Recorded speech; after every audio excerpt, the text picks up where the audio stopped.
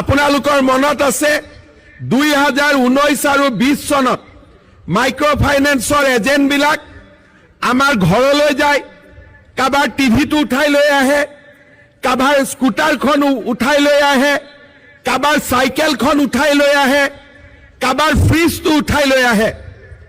আৰু আপোনালোকে পেপাৰত দুই এটা নিউজ উঠাই, দুই এটা আন্দোলনো হয়, কিন্তু মহিলাসকলৰ ওপৰত অত্যাচাৰ চলি আছিলে।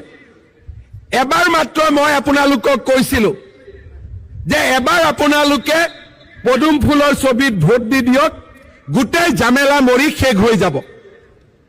আজি আপোনালোকে ভাবক যে মেচিনত আপোনালোকে পদুম ফুলত ভোট দিয়াৰ বাবেই আজি অসমৰ 16 লাখ মহিলা আজি লোনৰ পৰা মুক্ত হ'ব পাৰিছে, আজি 16 লাখ মহিলা ঋণ মুক্ত হ'ব পাৰিছে।